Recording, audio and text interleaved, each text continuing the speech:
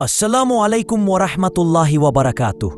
आज हम आपको बताएंगे एक अजीम और सच्चे वाक़े के बारे में, फ़िरऔन की हलाकत और दरिया का मुआजिज़ा, जो अल्लाह की कुदरत और ज़ालिमों के अंजाम की जिंदा मिसाल है।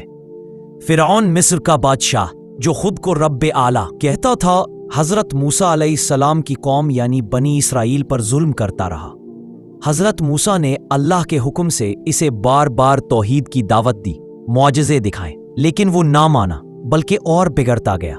आखिरकार अल्लाह ताला ने हज़रत मूसा को हुक्म दिया कि वो रात के वक्त अपनी कौम को लेकर मिस्र से निकल जाएं। फ़िरऔन को खबर हुई तो वो अपने लश्कर के साथ पीछे लपका। आगे समंदर, पीछे दुश्मन। बनी इसराइल घबरा गए, लेकिन हज़रत मूसा ने कहा, मेरे साथ मेरा रब है, वो ज़रूर रास्ता निकालेगा। अल्लाह ने हज़रत मूसा को हुक्म दिया कि अपनी लाठी समंदर पर मारो।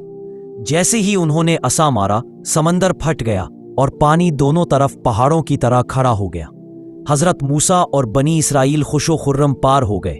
जब फ़िरऔन और उसका लश्कर इसी रास्ते में दाखिल हुआ तो अल्लाह ताला ने पानी को वापस मिला दिया और फ़िरऔन अपने पूरे लश्कर समेत डूब गया।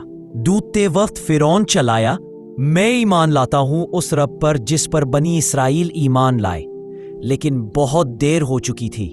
अल्लाह ताला ने फरमाया, अब ईमान लाता है, जबकि पहले नाफरमानी करता रहा और फसाद मचाता रहा। और उसी वक्त फ़िरऔन हलाक कर दिया गया। लेकिन अल्लाह ताला ने उसका जिस्म महफूज कर दिया ताकि आने वाली नस्लें इबरत हासिल करें।